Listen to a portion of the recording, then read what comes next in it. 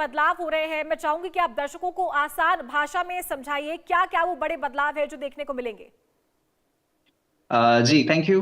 देखिए, जो बदलाव हो रहे हैं इसमें से कुछ चीजें आपने बताई हैं, इन्हें हम तीन चार अलग अलग कैटेगरीज में बांट सकते हैं। हम्म। पहला जो सिंप्लीफिकेशन हो रहा है, मतलब जो नया इनकम टैक्स एक्ट लाया जा रहा है, 1961 का पुराना इनकम टैक्स एक्ट चल रहा था, तो अब जब 2025 का इनकम टैक्स एक्ट जो अब लागू होगा वो 21 हम्म। 25 का है, तो वो जो लागू होगा इसमें कुछ सिंप्लीफिकेशन काफी किया गया है। जैसे पहले 800 से ज्यादा सेक्शंस हुआ करते थे, अब वो लगभग 500 सेक्शंस हो जाएंगे। जो 47 चैप्टर्स हुआ करते थे वो लगभग आधे होके 23 चैप्टर्स हो जाएंगे। ये सिंप्लीफिकेशन का एक तरीका है। जैसे पहले क्या होता था कि टैक्स का जो ईयर होता है कि कौन सा प्रीवियस ईयर होगा, कौन सा असेसमेंट ईयर होगा, ये कंफ्यूजन होती थी। और हम्म। नॉर्मली इनकम टैक्स और इस तरह के जो एक्ट हैं इनको लॉयर्स और सीए इसके लिए ही माना जाता था कि वो ही समझ सकते हैं। कोशिश ये की जा रही है कि जो आम टैक्स पेयर है वो भी इन चीजों को आसानी से समझ सके। तो अब ये ईयर वाला सारा कॉन्सेप्ट छोड़ के सिर्फ एक टैक्स ईयर बताया जाएगा। तो इस तरह की जो छोटी छोटी चीजें हैं इनसे सिंप्लीफिकेशन की कोशिश की जा रही है। दूसरा पार्ट है सिक्योरिटी और ट्रांसपेरेंसी वाला पार्ट। तो जिसमें आपने बताया कि जैसे हम्म। पैन कार्ड के लिए सिक्योरिटी बढ़ाई गई है, अब जी। 10th की मार्कशीट के साथ साथ पासपोर्ट, इस तरह की चीजों की डिमांड हो जाएगी। इसके अलावा टू फैक्टर ऑथेंटिकेशन के थ्रू ही ट्रांजैक्शन किया जाएगा। ये हम्म। चीजें काफी बेटर हैं। ट्रांसपेरेंसी के लिए क्या हो रहा है कि बहुत सारी जो कंपनीज हैं वो फाइलिंग अगर करती हैं तो उसमें 9 महीने के बाद उसे पूरे 12 महीने की छूट दी गई है, हालांकि 9 महीने के बाद कुछ फीस ली जाएगी उनसे। इसके अलावा जो डिस्क्लोजर के नॉर्म्स हैं उनमें थोड़े बहुत मॉडिफिकेशंस किए जा रहे हैं ताकि ज्यादा से ज्यादा लोग ओपनली अपनी अपने जो ट्रांजैक्शंस हैं, अपना इनकम है, वो सब शेयर कर सकें। इसके अलावा पैन में आपने एक चीज जो और मेंशन की वो थोड़ा मैं क्लैरिफाई करना चाहूंगा। छोटे जो भी ट्रांजैक्शंस होते हैं उनके लिए भी पहले पैन कार्ड लगाना पड़ता था। तो पहले ये होता था कि लगभग हर तरह के छोटे छोटे ट्रांजैक्शंस के लिए भी पैन कार्ड की जरूरत होती थी। हम्म। अब उनको सहूलियत देने के लिए, जो छोटे यूजर्स हैं उनको सहूलियत देने के लिए ये हो रहा है कि हर छोटे ट्रांजैक्शन पे पैन कार्ड नहीं लगेगा। एक फिक्स अमाउंट जो कि रिलेटिवली ज्यादा बड़ा अमाउंट होगा, हम्म। उससे ऊपर ही जब ट्रांजैक्शन हो रहा है तभी पैन कार्ड की रिक्वायरमेंट होगी, वरना पैन कार्ड की रिक्वायरमेंट नहीं होगी।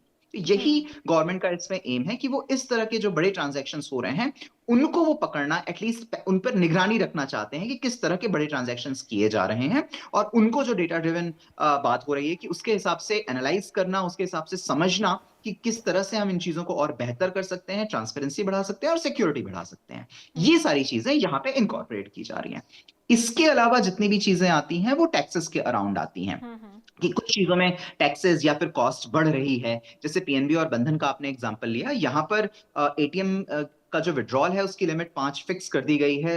मेट्रोज में दो और बाकी 2 या 3, हम्म। और बाकी जगह भी 5 है। इस तरह की जो लिमिट्स फिक्स की है, अगर उससे ज्यादा आप ट्रांजैक्शन करते हैं तो आपको 23 रुपए लगभग देना पड़ेगा पर ट्रांजैक्शन। ये हम्म। एक्स्ट्रा कॉस्ट कंज्यूमर के ऊपर आने वाली है। सिमिलरली आप सिक्योरिटीज ट्रांजैक्शन टैक्स की बात करें तो वहां आपको ध्यान होगा कि जब बजट आया था तो उसी दिन शेयर मार्केट काफी बुरी तरह से गिरा था, और बिल्कुल। वो वापस रिवाइव तभी कर पाया था जब India US trade deal finalize हुई, एटलीस्ट उसका हम्म। पता चला था। तो वो जो एक बड़ा रीजन गिरने का था, उसका ये भी रीजन था कि एसटीटी जो सिक्योरिटी ट्रांजैक्शन टैक्स है वो बढ़ गया था। यानी कि अगर आप ट्रेड करते हैं, ऑप्शंस में ट्रेड करते हैं, फ्यूचर्स में ट्रेड करते हैं, तो उसके लिए पहले जितना टैक्स लगता था उसके टैक्स के रेट्स को बढ़ा दिया गया। अब हम्म। इसका एक जो रीजनिंग है वो ये भी है कि सरकार ये चाहती है कि आज के समय में लोग ज्यादा इसे ट्रेडिंग को गैम्बलिंग की तरह इस्तेमाल कर रहे हैं, लोगों के लॉसेस बहुत ज्यादा हैं। हमें पता है कि 90% से ज्यादा लोगों का ऑप्शन और इस तरह की ट्रेडिंग में लॉस होता है, तो उसको कंट्रोल किया जा सके। लेकिन इसके लिए जो अवेयरनेस जनरेशन वाली चीज है वो थोड़ी सी मिसिंग है।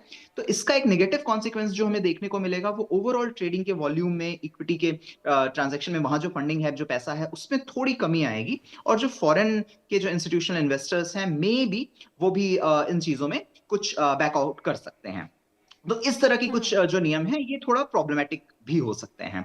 इसके अलावा जी। बहुत सारे और चेंजेस हैं। अगर हम उसमें कंटिन्यू करना चाहें तो जैसे ट्रेन के की बात आपने की, कि हम्म। जो पहले क्या होता था कि 4 घंटे तक जो है, अगर उसमें अगर आपने कैंसिल कराया तो फिर वो 100% कट जाता था, उसमें कोई भी रिफंड आपको नहीं मिलता था। लेकिन अब ये बढ़ा के 8 घंटे कर दिया गया है, हम्म। और 8 से 24 घंटे के लिए ये 50% का कट है। यानी कि ओवरऑल अगर आप टिकट कैंसिल कराना चाहते हैं तो आपका ज्यादा लॉस होने वाला है, तो आपको हम्म। उसके लिए ध्यान रखना पड़ेगा। तो इस तरह की बहुत सारी और चीजें हैं जो फिलहाल इसके द्वारा लाई गई हैं। फ्यूल प्राइसेस का अगर आप ले लीजिए, एलपीजी की बात कर रहे हैं, तो इनका रिविजन की बात हो रही है। इनकी पे समीक्षा की जाएगी, मतलब उसको एक बार रिवाइज किया जाएगा, इसकी बात है। वो फिलहाल बढ़ने के आसार थोड़े से मुश्किल हैं, बट एलपीजी के लिए हम इस समय नहीं कह सकते। पेट्रोल डीजल का चूंकि एक्साइज रेट कट किया गया है, तो इसलिए उसके बढ़ने पर कंट्रोल एटलीस्ट इस समय के लिए है। इसके अलावा छोटी छोटी और चीजें हैं, जैसे एचआरए है। तो एचआरए के जो कुछ नियम होते हैं उनमें बदलाव किया गया है। साथ ही आपको डिस्क्लोज करना पड़ेगा, अगेन ये ट्रांसपेरेंसी का पार्ट आ जाता है कि आप जहां भी रह रहे हैं उसके साथ आपका रिलेशनशिप क्या है। क्योंकि बहुत बार ऐसा होता है कि जो एम्प्लॉई हैं वो अपने पेरेंट्स के यहाँ रह रहे हैं या रिलेटिव्स के यहाँ रह रहे हैं, और उसको एचआरए के लिए वो इस्तेमाल करते हैं। तो इस तरह के कुछ नियम में चेंज है। जो बाईबैक, शेयर बाईबैक किया जाता है, वहां पर बदलाव आया है, क्योंकि उसमें अब टैक्सेशन लागू होगा। तो अगर इंडिविजुअल लेवल पर आप शेयर बाईबैक कर रहे हैं, अगर इंडिविजुअल प्रमोटर्स हैं कंपनी के तौर पे, तो उसमें आई थिंक 22 या फिर 30% अलग अलग कैटेगरीज के हिसाब से एक्स्ट्रा टैक्स लगेगा। तो ये कुछ कंपनियों के लिए भी बदलाव आया है।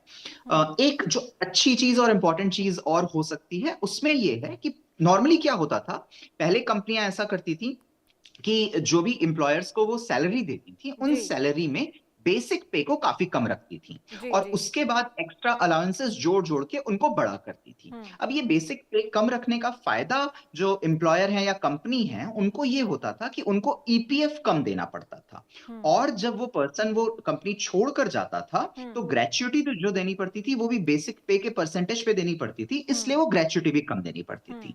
लेकिन अब सरकार ने इसमें ये नियम लाया है कि 50% तक एटलीस्ट आपकी बेसिक पे प्लस डीएलएस अलाउंसेस यानी कि डीए, जी और जो अगर कुछ और रिटेनमेंट का अलाउंस है वो आपको देना ही पड़ेगा। तो इसके कारण क्या है कि जो ईपीएफ का ज्यादा पैसा लोगों को मिलेगा, तो इवेंचुअली हो सकता है जो एम्प्लॉई हैं उनके हाथ में अभी थोड़ा कम पैसा आए, जी जी। लेकिन आगे के समय में जब रिटायरमेंट का टाइम रहेगा उनको रिलेटिवली ज्यादा बेटर पेंशन मिलेगी। और सर ये जो बदलाव किया गया है फॉर्म 16 और 16A को लेकर के, क्या इसमें और भी कुछ चीजें इंक्लूड की गई हैं? कुछ आई थिंक इसमें जो आई थिंक रिबेट दी जा रही है उसमें कुछ बदलाव किया गया है, बिकॉज 60,000 तक का उसमें रिबेट का भी प्रावधान आया है, जिससे 12 लाख रुपए तक की जो आपकी इनकम है वो टैक्स फ्री हो जाएगी। क्योंकि टैक्स के स्लैब्स में कोई बदलाव नहीं किया गया है, वो जैसे पहले थे वही रखे गए थे। इस बार की स्पीच में भी उनको क्लियर किया गया, लेकिन रिबेट के माध्यम से आप ये इंश्योर करना चाहते हैं कि 12 लाख तक जो भी नई पेंशन स्कीम के अंतर्गत जितने भी लोग आते हैं, एटलीस्ट उनके लिए वो पूरी तरह से टैक्स फ्री हो जाएगा। हालांकि 12 लाख से ऊपर के जो लोग हैं उनके लिए जो टैक्स के रेट्स हैं वो सारे लागू होंगे, और उनके हिसाब से ही। ऐसा नहीं, मान लीजिए अगर 15 लाख रुपए किसी की इनकम है, तो ऐसा नहीं होगा कि सिर्फ 3 लाख रुपए पर इनकम टैक्स लगेगा, वो स्लैब्स के हिसाब से ही बढ़ता चला आएगा। लेकिन 12 लाख या उससे नीचे के लिए वर्चुअली पूरी जो इनकम टैक्स है वो फ्री रहेगा। साथ ही बात हो सिंप्लीफिकेशंस कुछ जी जी, साथ ही बात हो रही है एलपीजी, सीएनजी, पीएनजी, इन पर सख्ती बरती जा सकती है सर। मतलब ये कौन से पैरामीटर्स होंगे, मतलब किन पैरामीटर्स पर इनको देखा जाए फिर? देखिए, नॉर्मली क्या है, जैसे जो डेज की बात हो रही थी कि 25 दिन तक कर दिया गया है, उसके पहले आप उसके लिए अप्लाई नहीं कर सकते। रूरल में आई थिंक 45 डेज कर दिया गया था। ये एक तरह से चेकिंग का होता है। दूसरा, कई जगह क्या है कि घरों में अगर मल्टीपल गैस सिलेंडर्स हैं या फिर एक ही के नाम से मल्टीपल अगर आ रहे हैं, तो इनको रिवाइज करने की बहुत आवश्यकता है, ताकि किसी भी तरह की और प्रॉब्लम क्रिएट ना हो इसके अराउंड। साथ ही जो सख्ती की बात हो रही है उसमें एसेंशियल कमोडिटीज एक्ट के अंतर्गत, और जो ब्लैक मार्केटिंग रोकना है, होर्डिंग रोकना है, इन पर एक फोकस काफी ज्यादा रहेगा। बिकॉज जो पैनिक का माहौल हम टाइम टाइम पर देख रहे हैं, उसमें अफवाहों के साथ साथ इस तरह की जो ब्लैक मार्केटिंग है ये भी एक बड़ा रोल प्ले कर रही है। तो सरकार का कि ये बहुत बड़ी कोशिश है कि कम से कम इन ब्लैक मार्केटिंग वाली जो प्रॉब्लम्स है इसको जितना ज्यादा रिजॉल्व कर सकते हैं वो करें। इसके अलावा रिविजन में प्राइस की बात आती है, तो प्राइस के लिए जैसा हमने पहले कहा था कि भाई एक्साइज ड्यूटी अगर कम हो चुकी है, एटलीस्ट पेट्रोल के लिए तो वो चीज अभी श्योर है कि वो नहीं बढ़ रहे हैं प्राइसेस। लेकिन एलपीजी का जो पार्ट है इसके लिए हम ऑलरेडी 60 रुपए डोमेस्टिक के लिए और आई थिंक 100-150 रुपए लगभग कॉमर्शियल के लिए देख चुके हैं। तो मे भी थोड़ा मॉडिफिकेशन वहां पे कुछ देखने का मिल सकता है। बिल्कुल। और सर शेयर बाजार को लेकर के एक बड़ा सवाल है, जो इन्वेस्ट उसमें कर रहे हैं ना, वो उसमें टैक्स कुछ अलग तरीके से देखने को मिल सकता है। तो उसमें क्या चेंजेस हुए हैं, क्या स्लैब आया उसमें नया, क्या एड ऑन हो सकता है उसमें? जो सिक्योरिटी ट्रांजैक्शन टैक्सेस की बात हो रही थी उसमें फ्यूचर्स और ऑप्शंस पे बदलाव आए हैं। जैसे पहले फ्यूचर्स पे 0.02% का होता था, वो बढ़कर अब 0.05% का हो गया है। सिमिलरली ऑप्शन के जो प्रीमियम होते हैं उसमें एसटीटी 0.1% लगता था, अब वो 0.15% लग रहा है। और ऑप्शन जो एक्सरसाइजेज होती हैं उसमें 0.125% था, अब वो 0.15% हो गया है। तो ये जो इंक्रीज है सिक्योरिटी ट्रांजैक्शन टैक्स पे, इसका मतलब ये है कि जितनी बार आप ट्रेडिंग कर रहे हैं, जितनी बार ऑप्शंस का इस्तेमाल करते हुए आप ट्रेडिंग कर रहे हैं, उतनी बार आपको एक्स्ट्रा थोड़ा सा टैक्स देना पड़ेगा।